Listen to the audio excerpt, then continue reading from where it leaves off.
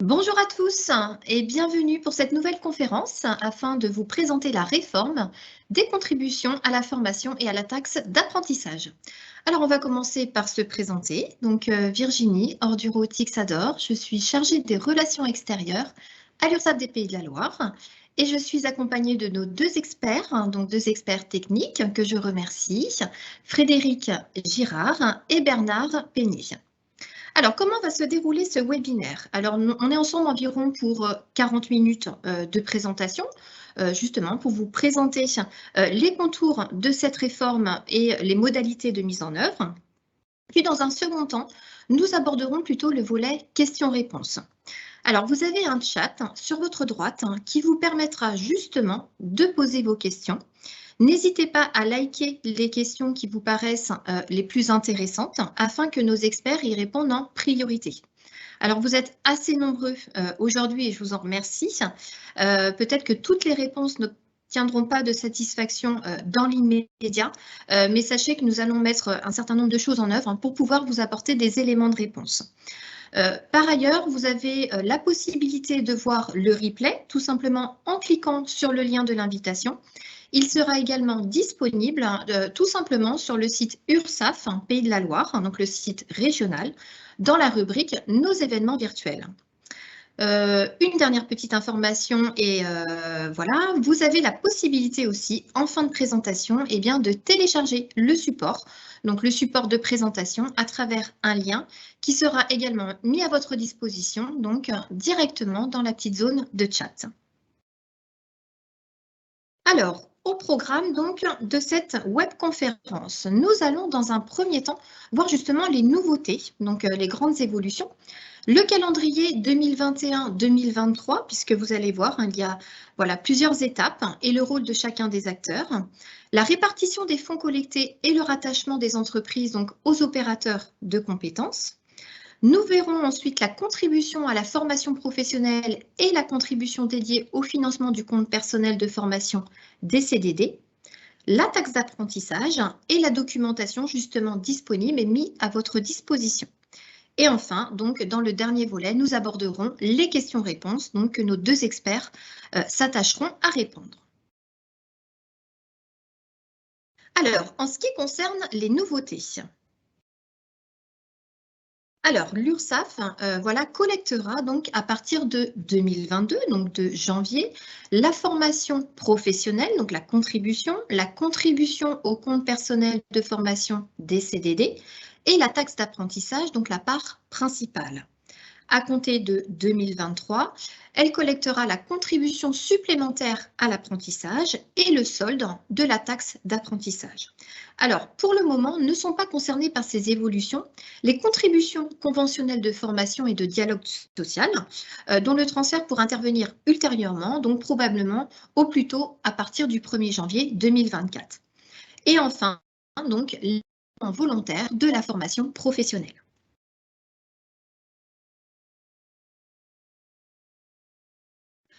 Alors, en ce qui concerne donc les différents changements, donc on a aujourd'hui un interlocuteur unique, donc l'URSSAF, qui sera en charge donc de la déclaration et du paiement donc des contributions. Un seul outil, la DSN, la déclaration sociale nominative, que vous connaissez par ailleurs aujourd'hui, puisque c'est notamment l'outil qui vous a permis de simplifier toutes les démarches avec au fur et à mesure, c'est vrai, de nouvelles déclarations qui sont tout simplement intégrées à la DSN. On a pu le voir avec la déclaration obligatoire pour l'emploi des travailleurs handicapés l'année dernière. Ce qui change par contre au niveau donc, de cette nouvelle réforme pour 2022, c'est surtout la périodicité. Donc on va retrouver une périodicité mensuelle pour la formation professionnelle, le compte personnel de formation des CDD et la part principale de la taxe d'apprentissage. Et enfin, donc, annuel en ce qui concerne le solde de la taxe d'apprentissage et la contribution supplémentaire de l'apprentissage. Alors, au niveau du calendrier 2021-2023, on souhaite justement zoomer sur vos obligations. Alors, pourquoi il est important, nous sommes aujourd'hui en janvier 2022. Donc, en janvier 2022, vous avez encore une obligation auprès donc, des différents OPCO pour régler eh bien, avant le 1er mars sur le solde donc, de l'exercice 2021. À compter de 2022, donc l'URSSAF collecte, mais pour la période d'emploi de janvier 2022. Donc, elle collecte mensuellement la formation professionnelle, la contribution au compte personnel de formation des CDD et la part principale de la taxe d'apprentissage. Donc, pour rappel, elle collecte à partir donc, de la période d'emploi de janvier 2022 pour exigible le 7 ou le 15 février 2022. Pourquoi le 7? Puisque le 5, étant donné que ça tombe un samedi, eh bien c'est reporté au 7, ou le 15 février, bien entendu, en fonction de la taille de votre entreprise. Pour mémoire, si vous avez un effectif supérieur à 50 salariés, nous sommes au 5 du mois. Enfin, pour 2023, donc exercice décalé, eh bien là, nous collecterons donc la contribution supplémentaire à l'apprentissage, donc au 5 avril 2023, et enfin le solde de la taxe d'apprentissage 2022, le 5 ou le 15 mai 2023. Alors, au niveau du rôle de chacun des acteurs, l'URSSAF est là, bien entendu, pour vous accompagner dans cette nouvelle réforme et vous conseiller. Et par ailleurs, a aujourd'hui son rôle de collecte pour l'exercice, à partir de l'exercice 2022.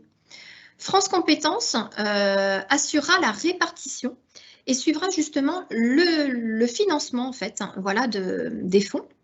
Et enfin, les opérateurs, les différents attributaires, eh bien, eux, les opérateurs collecteront jusqu'en 2022, je vous l'ai précisé tout à l'heure puisque ça concerne encore l'exercice 2021, sera toujours là également en matière d'accompagnement et de conseil pour financer la formation professionnelle.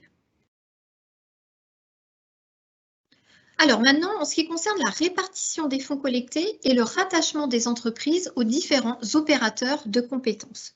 Alors, c'est un petit schéma de répartition qui a pour objectif justement de mieux comprendre en fait le nouveau fonctionnement et le rôle de chacun des acteurs. Alors, l'URSSAF collecte, comme je vous l'ai précisé, à partir du 1er janvier 2022 sur l'exercice 2022 et reverse à France Compétences. Et France Compétences assure justement eh bien, la répartition aux différents attributaires, dont l'État, les régions, les opérateurs de compétences, la caisse de dépôt et consignation. Alors, en ce qui concerne le rattachement des entreprises aux opérateurs de compétences, là, on va bien vous parler de l'IDCC, l'identifiant justement de convention collective, eh bien, qui permet justement de répartir correctement. L'entreprise déclare pour chaque établissement l'IDCC de rattachement, c'est-à-dire la convention collective qui est applicable. Donc, c'est celle qui est bien entendu généralement déterminée en fonction de l'activité principale de l'entreprise. Alors, on vous précise, en cas d'activité multiple, le droit du travail en vigueur prévoit donc des règles bien précises de détermination. Vous retrouvez une table de correspondance justement par rapport aux opérateurs de compétences d'IDCC directement sur le site de France Compétences. Vous allez en fait sur la page d'accueil du site de France Compétences et en cliquant directement sur la petite loupe, vous précisez IDCC et vous pouvez télécharger directement la table de correspondance. Alors, en ce qui concerne le rattachement des entreprises aux opérateurs de compétences, c'est vrai qu'il peut y avoir quelques cas spécifiques, tout simplement pour des entreprises qui sont par exemple sous le Code du travail. Donc, il y a une valeur d'identifiant dite d'échappement qui devra être renseignée. L'OPCO, justement, l'opérateur de compétences, devra lui aussi être à déterminer. Donc ça, c'est une information qui est extrêmement importante puisque si vous avez un identifiant de compétences qui est déjà actif, eh bien, l'opérateur de compétences, ça se fait automatiquement. Par contre, si toutefois vous utilisez justement une valeur d'identifiant dite d'échappement, eh bien là, justement, eh bien, vous devrez renseigner par ailleurs l'opérateur de compétences. Alors, en ce qui concerne la contribution à la formation professionnelle et la contribution dédiée au financement du compte personnel de formation. Alors, on zoome dans un premier temps sur les employeurs qui en sont redevables. Tout employeur, aujourd'hui, doit contribuer donc au développement de la formation professionnelle en participant chaque année au financement des actions de formation. Alors, les règles d'assujettissement en elles-mêmes n'ont pas du tout changé par rapport à ce que vous avez pu connaître jusqu'à présent.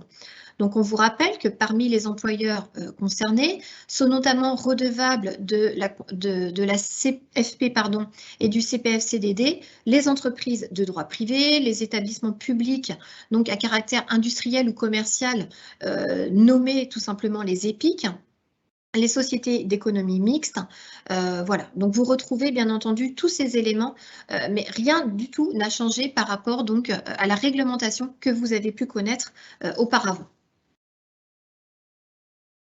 Alors, la contribution à la formation professionnelle, donc on va justement vous rappeler l'assiette qui est bien établie sur le revenu d'activité. Donc, en ce qui concerne la formation professionnelle, il est important de rappeler que la participation de l'employeur au financement des actions de formation professionnelle de son personnel et des demandeurs d'emploi, c'est vraiment l'objectif initial, mais il peut y avoir des exclusions justement de l'assiette, hein, c'est-à-dire que les exclusions concernent forcément les rémunérations versées aux apprentis, mais uniquement pour les entreprises de moins de 11 salariés. Donc, il faudra vraiment déduire cette part de l'assiette au niveau donc, voilà, du calcul de la formation professionnelle. En ce qui concerne les taux, donc nous sommes sur un taux aujourd'hui de 0,55% pour les employeurs de moins de 11 salariés, pour un taux de 1% pour les employeurs de 11 salariés et plus, et enfin 2% uniquement pour les intermittents du spectacle. Comme je vous l'ai précisé tout à l'heure, en ce qui concerne la collecte, désormais elle est mensuelle.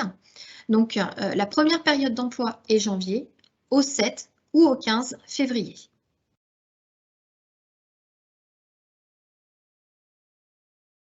Donc, en ce qui concerne la formation professionnelle, donc les principales évolutions réglementaires, aujourd'hui, vous l'avez constaté, on a surtout deux taux, 0,55% et 1%.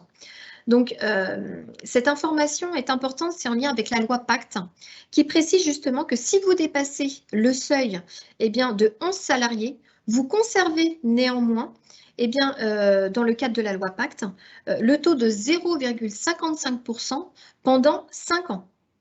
Donc, c'est là où c'est extrêmement important de retenir cette information puisque la loi Pacte neutralise tout simplement le seuil de franchissement. Voilà, c'est ce qui est important de retenir, c'est que pendant 5 ans, vous restez néanmoins sur le taux de 0,55%.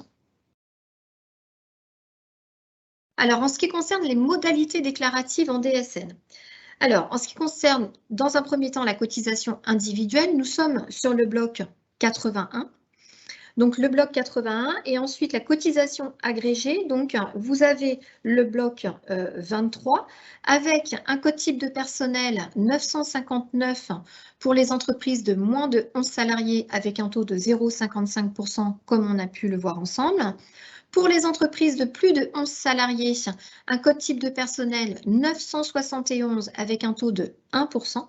Et enfin, pour les employeurs donc, de personnel intermittent du spectacle, le code type de personnel est 983 au taux de 2%, puisque vous avez en fait la fusion de la formation professionnelle et du compte personnel de formation des CDD pour cette cible justement intermittent du spectacle.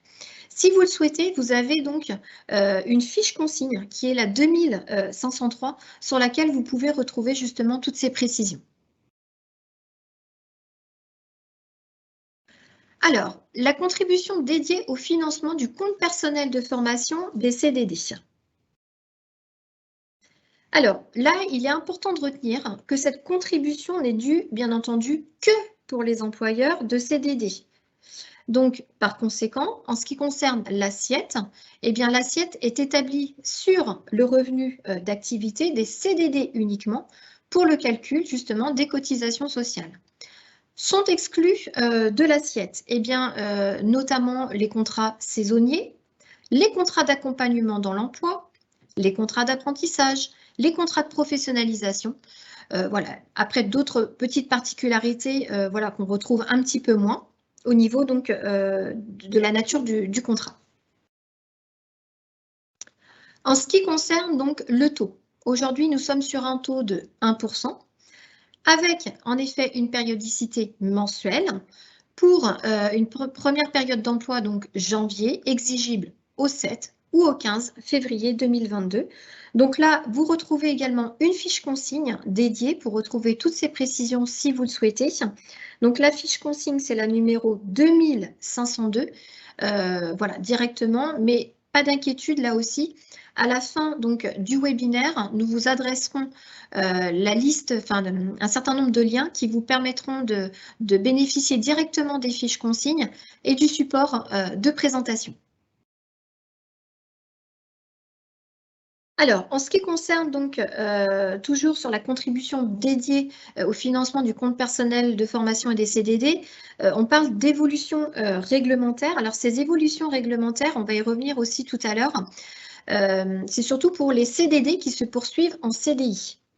Donc, désormais, à partir donc, du 1er janvier 2022, les CDD se poursuivant par des CDI ne sont plus exonérés de la contribution pour le compte personnel de formation des CDD. Donc, il n'y aura plus de besoin de demander en fait des remboursements comme ça pouvait être fait voilà, jusqu'à présent. Il en est de même pour les contrats conclus avec des jeunes au cours de leur cursus scolaire ou universitaire. Avant, c'est vrai que vous aviez la possibilité de demander des remboursements si toutefois le contrat passait de CDD en CDI. Aujourd'hui, ça n'est plus possible. Alors, en ce qui concerne les modalités déclaratives, donc là, nous sommes sur une maille individuelle, le bloc 81, donc avec un code cotisation 129. Et en ce qui concerne la cotisation donc agrégée, eh bien, le code type de personnel 987 au taux de 1% avec le bloc 23. Maintenant, nous allons aborder la taxe d'apprentissage. Alors, la taxe d'apprentissage, on vous rappelle le contexte, assure le financement des filières par apprentissage technologique et professionnel. Donc, elle a été instaurée depuis un certain nombre d'années, depuis 1925, pour financer la formation des apprentis. La taxe d'apprentissage favorise bien entendu l'accès en tout cas à l'apprentissage et contribue au financement d'actions au développement de l'apprentissage, mais la particularité c'est qu'elle est en deux parties. Vous avez une part principale, donc cette part principale à une échéance mensuelle, et vous avez un solde, le solde de la taxe d'apprentissage qui, eh bien, là, a une échéance annuelle. Donc, c'est ce que je vais m'attacher à vous présenter dans les slides suivantes. Alors, en ce qui concerne les employeurs redevables, on vous rappelle que c'est bien entendu le régime fiscal qui détermine en fait le régime d'assujettissement.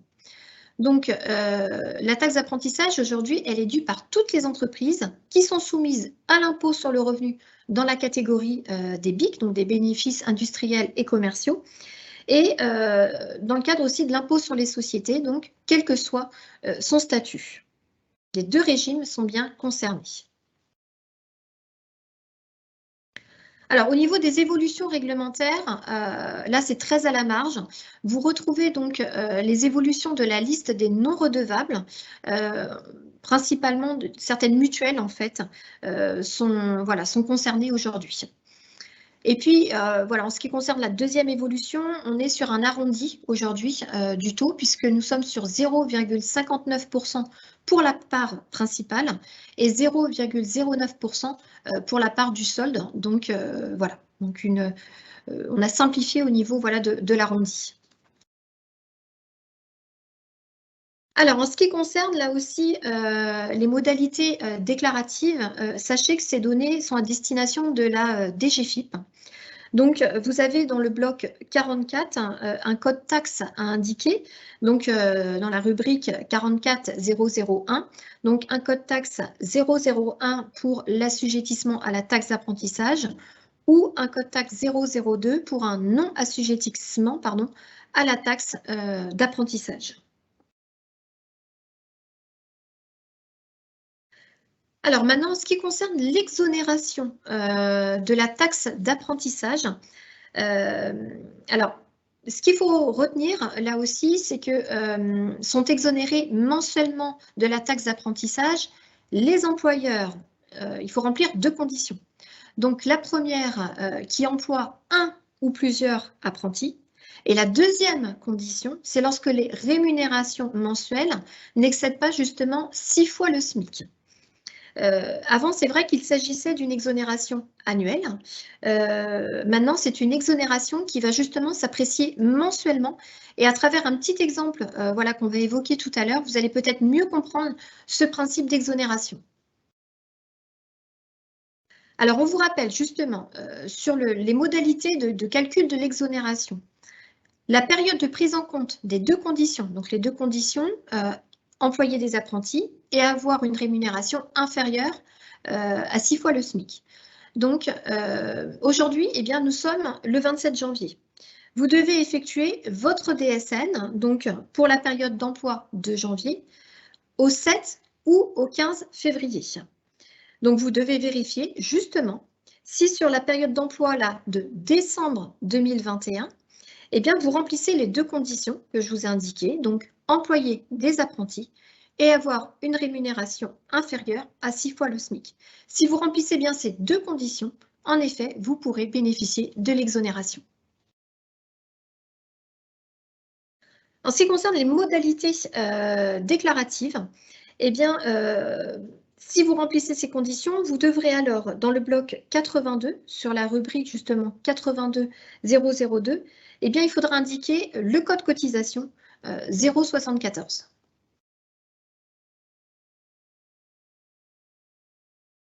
Alors, maintenant, en ce qui concerne donc la part principale de la taxe d'apprentissage. Donc, la part principale de la taxe d'apprentissage, donc, c'est une participation de l'employeur, comme on a pu le voir, au financement de l'apprentissage. Donc, en ce qui concerne l'assiette, elle est bien établie sur le revenu d'activité pour le calcul des cotisations. Mais on exclut toujours de cette assiette la rémunération versée aux apprentis pour les entreprises de moins de 11 salariés. Voilà, donc il faut bien être vigilant sur toujours cette notion en fait de 11 salariés plus ou moins. On retrouve voilà, cette précision dans toutes les contributions. Donc là, elle est aussi à prendre en compte dans le calcul de l'assiette. Alors le taux de contribution aujourd'hui s'élève à 0,59% justement pour les employeurs hors Alsace-Moselle. La particularité, c'est que nous sommes aujourd'hui voilà, sur une périodicité mensuelle avec une première période donc d'emploi de janvier avec la DSN du 7 ou du 15 février. En ce qui concerne donc les modalités déclaratives. Alors, en termes de modalités déclaratives, en la cotisation individuelle, nous sommes sur le bloc 81 avec donc un code cotisation 130. La cotisation agrégée, elle, se portera sur le bloc 23 avec le code type de personnel 992 au taux de 0,59%, ce qu'on a pu voir tout à l'heure à travers donc les nouveaux arrondis.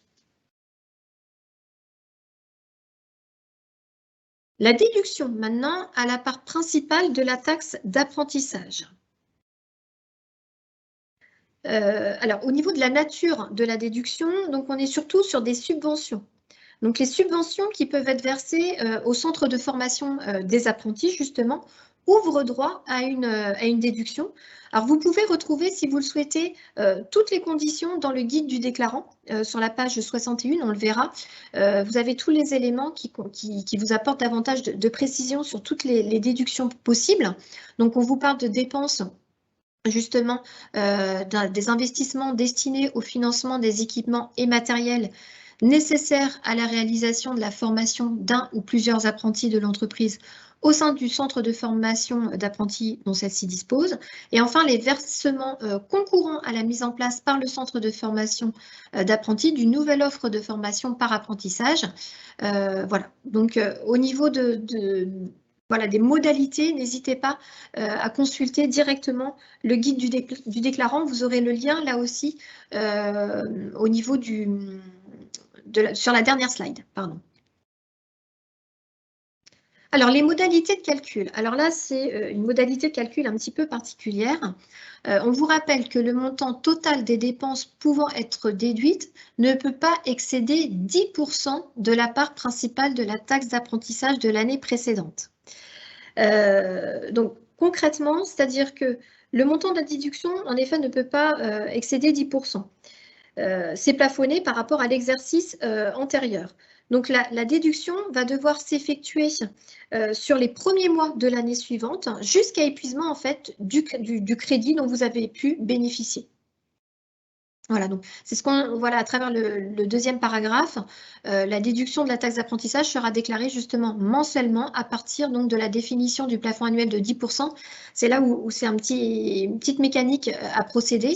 Et ensuite, tous les mois, eh bien, vous pouvez déduire jusqu'à épuisement total du montant calculé par rapport à l'exercice précédent. En ce qui concerne les modalités déclaratives, donc la cotisation établissement, nous sommes sur le bloc 82 via la rubrique donc 82002 avec un code cotisation 075. Et en ce qui concerne la maille agrégée, nous sommes sur le bloc 23 avec le code type de personnel 994. Si vous le souhaitez, là aussi, vous pourrez cliquer sur la fiche consigne. On va vous mettre à disposition dans la zone de chat. Donc, la fiche consigne numéro 2504. Le solde de la taxe d'apprentissage. En ce qui concerne le solde de la taxe d'apprentissage, nous sommes sur les mêmes règles d'assujettissement, justement, d'assiette et d'exonération qui s'appliquent déjà sur la part principale. Voilà, il n'y a pas de différence.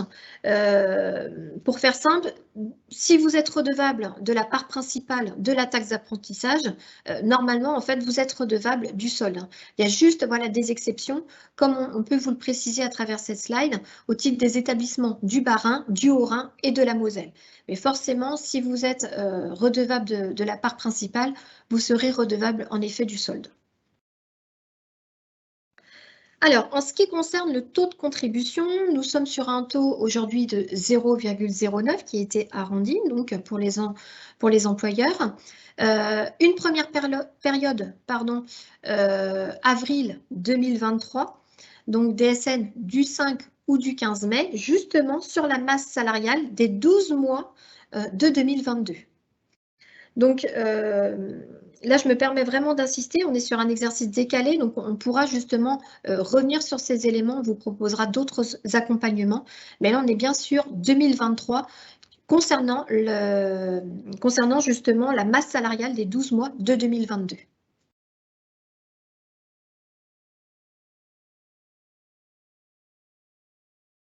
Alors, en ce qui concerne les modalités déclaratives, alors, les modalités déclaratives pour la cotisation établissement, eh bien, nous sommes dans le bloc 82, donc via la rubrique 82002 avec un code cotisation 076 qui correspond tout simplement au solde de la taxe d'apprentissage. Et enfin, la cotisation agrégée, donc le bloc 23, via la rubrique 23001 avec un code type de personnel 995 au taux de 0,09%. Donc, le montant déclaré correspond bien au montant brut avant calcul des déductions que j'ai pu vous présenter. Maintenant, nous allons aborder les déductions, donc aussi au solde de la taxe d'apprentissage. Donc, on rentre plus dans le détail par rapport à ces déductions. Vous avez aujourd'hui deux types de déductions. Donc, les déductions versées en nature au centre de formation. Et enfin, la créance alternant. Alors, la créance alternant, aujourd'hui, ça concerne uniquement les employeurs de plus de 250 salariés. Et en ce qui concerne les subventions versées en nature, qu'est-ce qu'on entend par une subvention versée en nature? Ça va surtout être du matériel, donc un ordinateur ou du matériel de bureau, par exemple. Donc, l'employeur peut déduire justement à hauteur du montant correspondant au solde.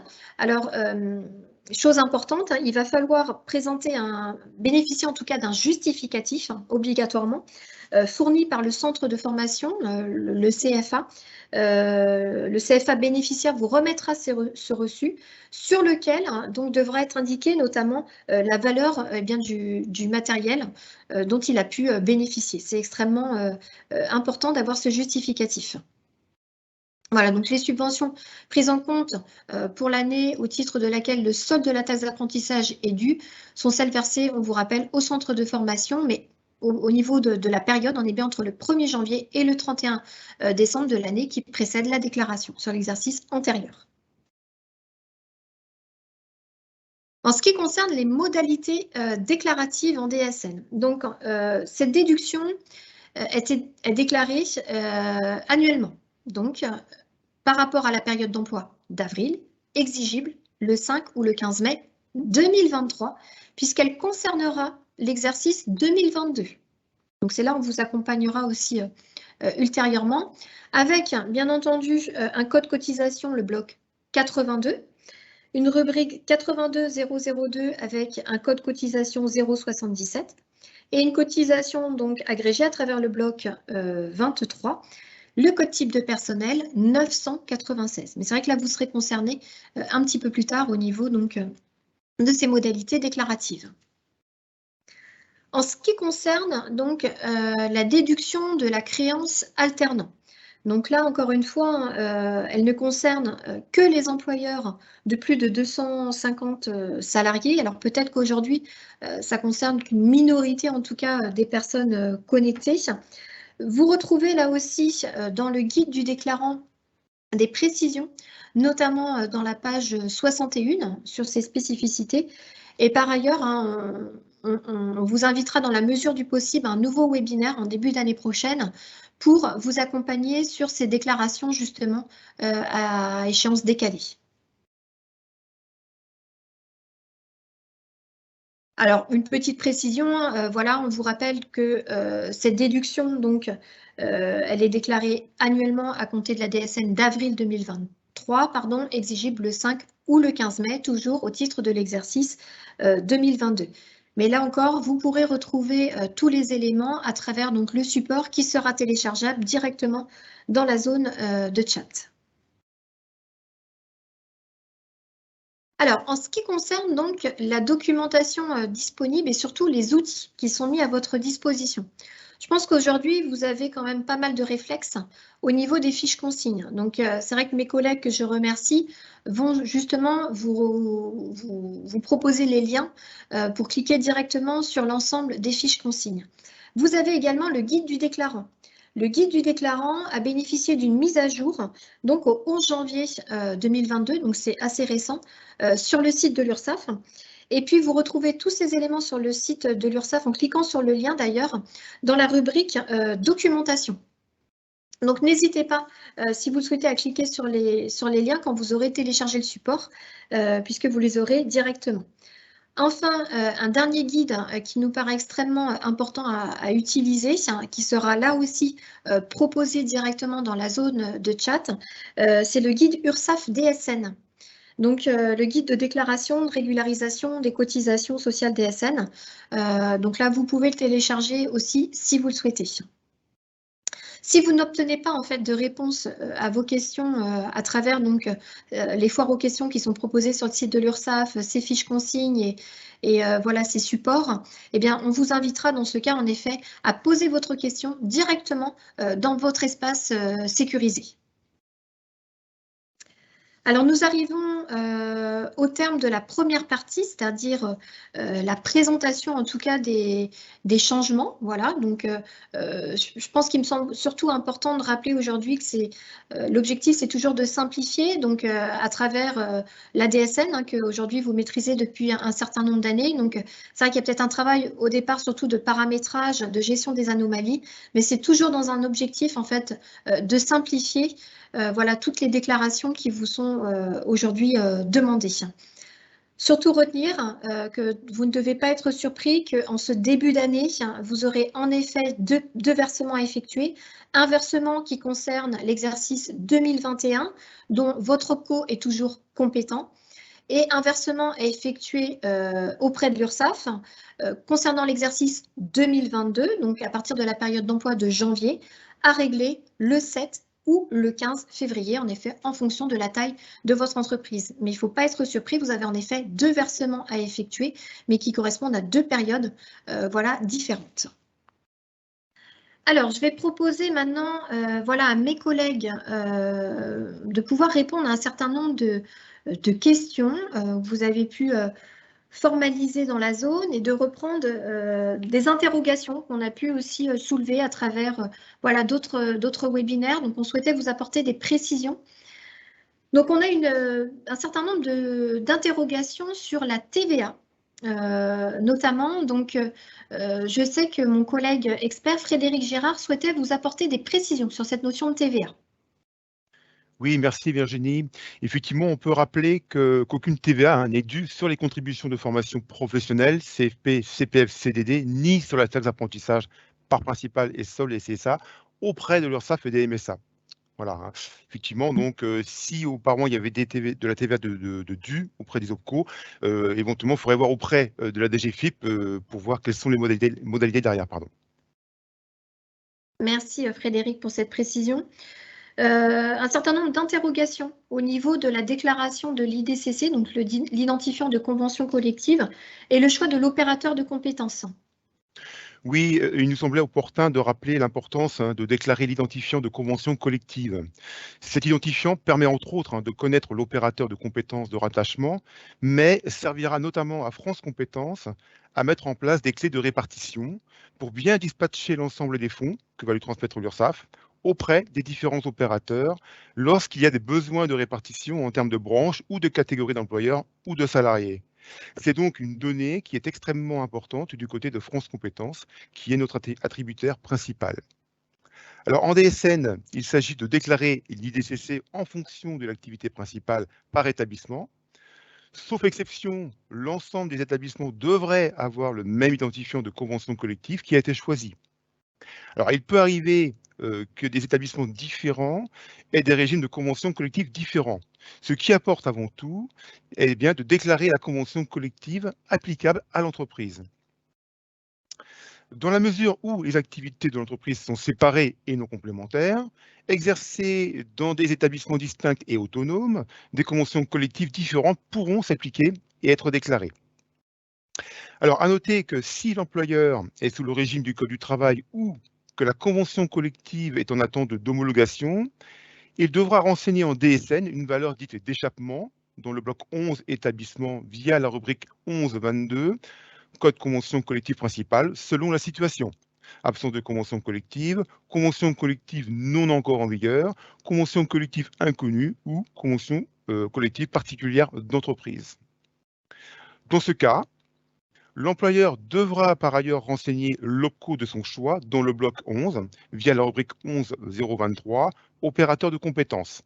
Alors si vous n'avez pas connaissance de l'OPCO compétent, vous pouvez retrouver donc toutes les informations sur le site de France Compétences. Et c'est d'ailleurs France Compétences qui, en cas de problème lié à l'IDCC ou au code de rattachement, pourra être amené à prendre contact avec l'employeur pour des précisions complémentaires sur les éléments déclarés et notamment pour identifier correctement l'OPCO en fonction de l'activité principale. Dans la mesure où l'identifiant de convention collective est clairement renseigné, l'employeur n'a pas à renseigner l'OPCO de rattachement. C'est France Compétences qui regardera donc l'IDCC de l'entreprise et l'attribuera à un OPCO en termes d'adhésion pour la gestion des actions de formation de cet employeur. À noter enfin que l'IDCC ou l'OPCO déclaré par l'entreprise pour ces établissements doit être en cohérence avec son champ territorial et son champ d'activité. En cas de mauvaise déclaration de rattachement au regard de ces critères, l'entreprise sera avertie par les OPCO concernés afin de procéder à une modification dans les DSN suivantes permettant une mise en cohérence des éléments déclarés. Donc dans ce cas, les corrections de déclaration dans la DSN seront à effectuer sur les prochaines déclarations mensuelles et seront prises en compte pour l'actualisation des tables tenues par France Compétences. Donc voilà les éléments que je souhaitais rappeler et ou compléter sur le sujet.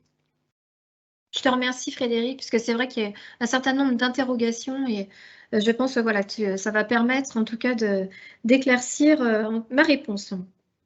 Alors, en ce qui concerne les exonérations qui ne s'appliquent plus depuis 2022, Bernard, donc mon collègue, là, souhaitait peut-être apporter des précisions justement sur ces exonérations qui ne s'appliquent plus.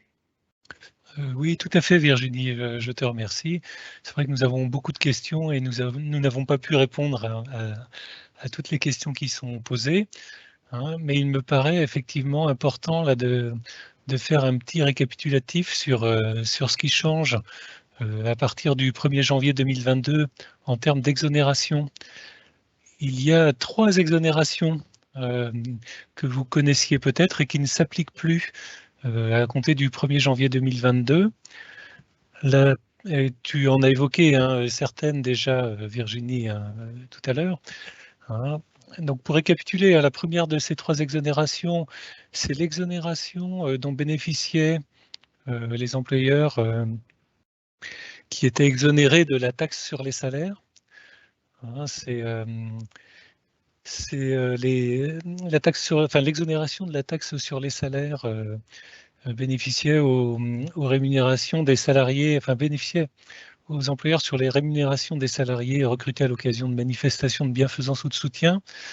Alors peut-être que la majorité des employeurs présents aujourd'hui ne sont pas concernés, hein, mais pour ce qui est de la contribution à la formation professionnelle et de la taxe d'apprentissage, cette exonération ne s'applique plus à partir de 2022.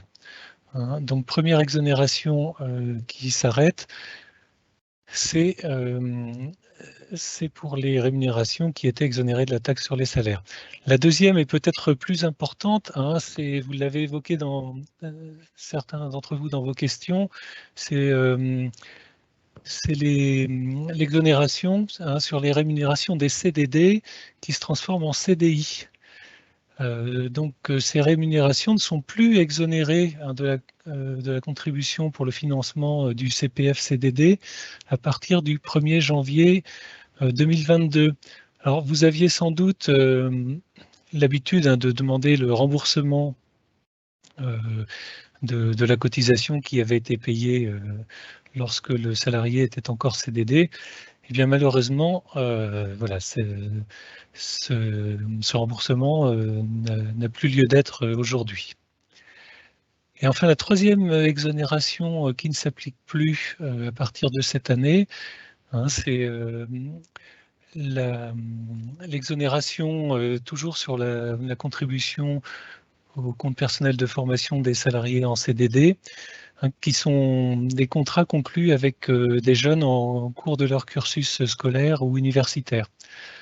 Hein, donc voilà, ces 3 exonérations disparaissent au 1er janvier 2022. Merci Bernard pour ces précisions.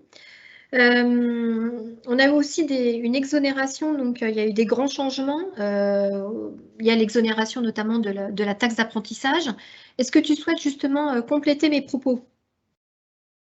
Oui, alors, on est un peu dans la même situation que pour les CDD qui se transforment en CDI.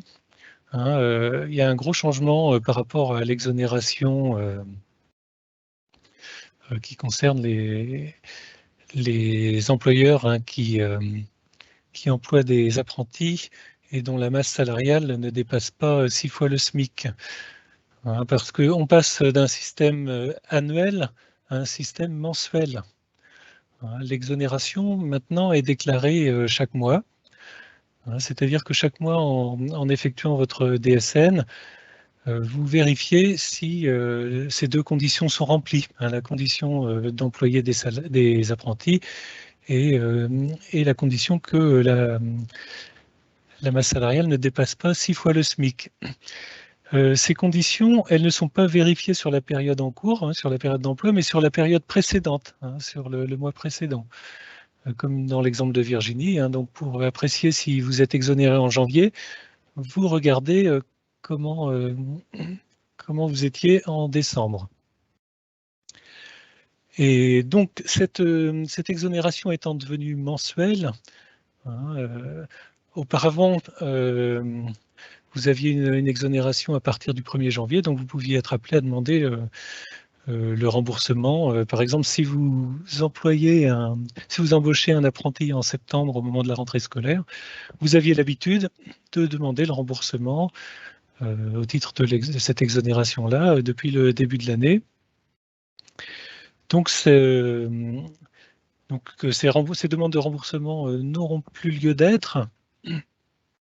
Alors, vous n'êtes pas forcément perdant dans la mesure où vous allez appliquer l'exonération à partir d'octobre, dans l'exemple que j'ai pris, mais vous pourrez l'appliquer jusqu'à la fin du contrat de votre apprenti. Donc, il y aura peut-être 1 ou 2 mois de différence en fonction des congés scolaires, par exemple. Mais voilà, donc ça, on a bien conscience que c'est également un gros changement pour vous. Merci Bernard. Alors, il y a bien entendu aujourd'hui certaines contributions qui ne sont pas encore intégrées, donc les contributions conventionnelles et les versements volontaires. Je pense, Frédéric, que tu dois pouvoir apporter justement des précisions sur ces éléments. Alors, je pense que le micro est coupé, Frédéric. Oui, autant pour moi, j'avais coupé le micro. Je reprends. Donc effectivement, selon les dernières informations dont nous disposons, le recouvrement des contributions conventionnelles de dialogue social pourra être transféré à compter du 1er janvier 2024 aux URSSAF sur option des branches professionnelles concernées. Elles seront ensuite reversées donc à l'association de gestion du fonds paritaire national, déjà affectataire donc des contributions légales, qui les redistribuera aux organisations de salariés et d'employeurs attributaires concernés.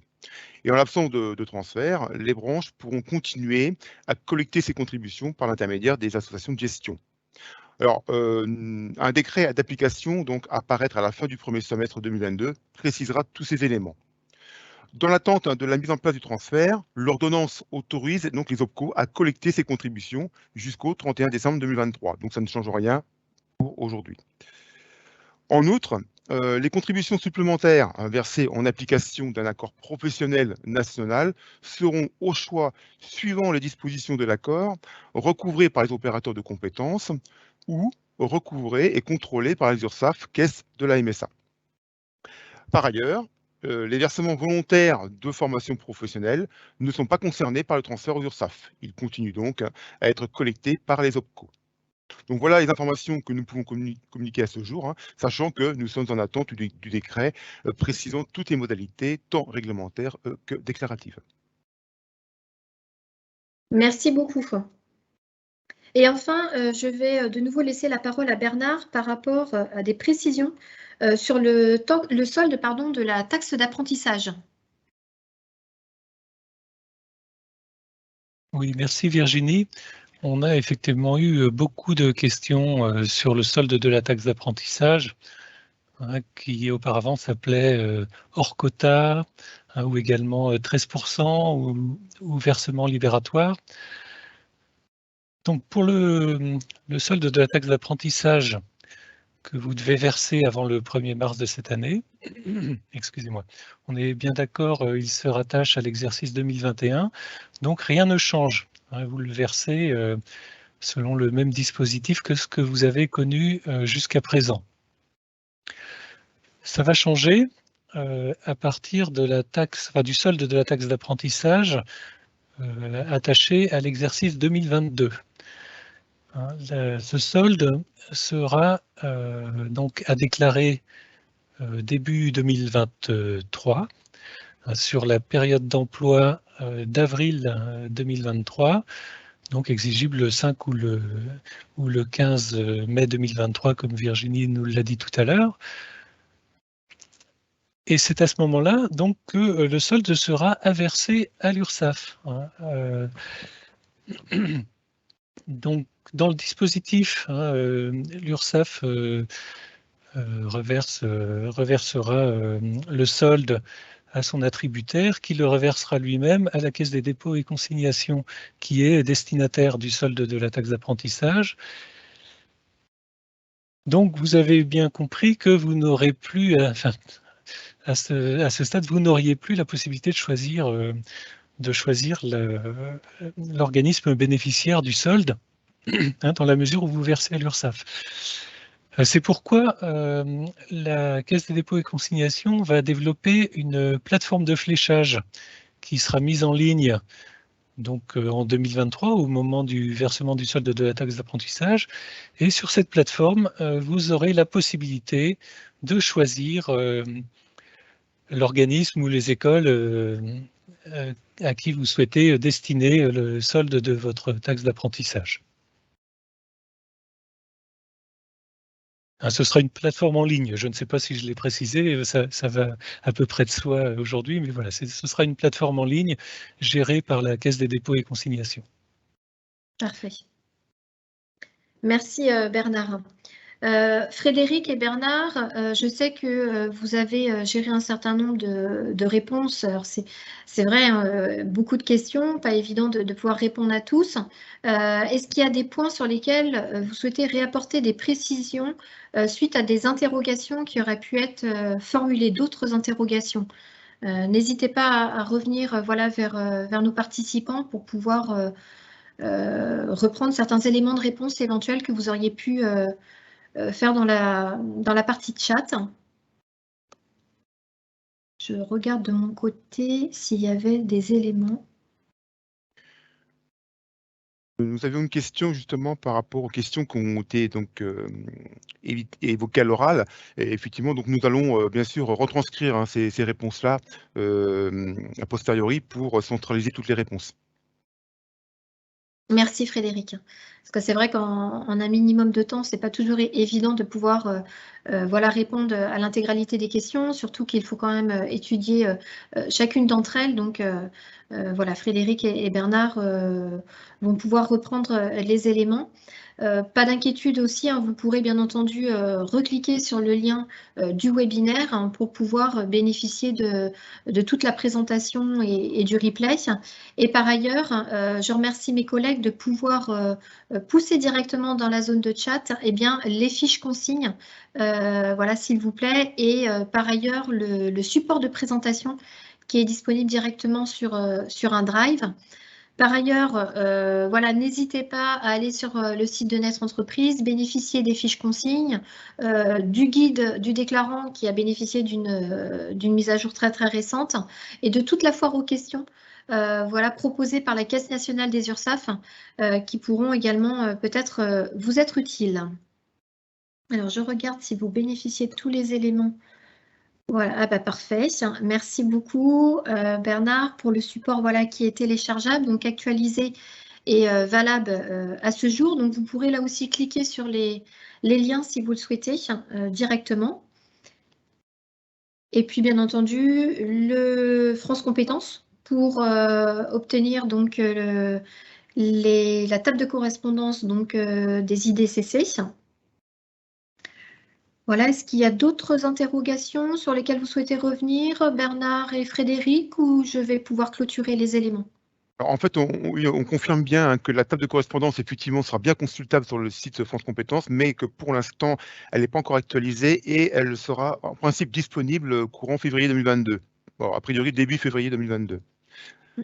Et pour y accéder, je vous rappelle, hein, parce que j'ai eu l'occasion d'aller voir, consulter un petit peu le site de France Compétences, vous avez une petite loupe qui vous permet directement de taper IDCC et vous arrivez sur l'étape de correspondance. Mais en effet, je joins Frédéric sur le fait qu'elle n'est aujourd'hui pas actualisée. Mais pour la trouver plus facilement, en tout cas, n'hésitez pas à utiliser la petite loupe directement sur le site de France Compétences. Voilà, mais je vous remercie en tout cas pour ces informations. Donc, je remercie également mes collègues voilà, qui vous communiquent, notamment les fiches consignes à utiliser. Et sachez qu'aujourd'hui, en effet, nous vous avons proposé un webinaire, notamment sur ces évolutions hein, qui sont intégrées désormais à la DSL, la formation professionnelle et la taxe d'apprentissage. Un autre webinaire vous sera proposé également le 21 février sur la déclaration obligatoire pour l'emploi des travailleurs handicapés. Là aussi, donc, comme on a pu le faire l'année dernière, ce webinaire sera proposé en partenariat avec l'AGFIP. Donc, nous communiquerons les liens sur notamment les réseaux sociaux et dans la rubrique vos événements virtuels sur le site régional de l'URSSAF Pays de la Loire. Donc, si vous êtes intéressé, je vous invite là aussi, par ailleurs, à vous inscrire, puisque là, c'est sur inscription avec un autre outil donc, qui sera utilisé. Un grand merci à tous pour votre participation. Vous avez été très nombreux aujourd'hui et voilà, en effet, encore de nouvelles réformes qui doivent générer un certain nombre un travail supplémentaire en effet dans la mise en place. Sachez qu'au niveau de l'URSSAF, nous sommes là pour vous accompagner. Donc, si vous rencontrez une difficulté, je vous inviterai encore une fois à nous faire part de cette difficulté en utilisant en priorité votre espace sécurisé, en formalisant votre demande directement pour que nos experts puissent apporter des éléments de réponse et vous réorienter si besoin. Je vous souhaite une bonne continuation à tous. Continuez à prendre soin de vous et au plaisir de vous retrouver pour une nouvelle webconférence. Merci encore, bonne journée. Au revoir.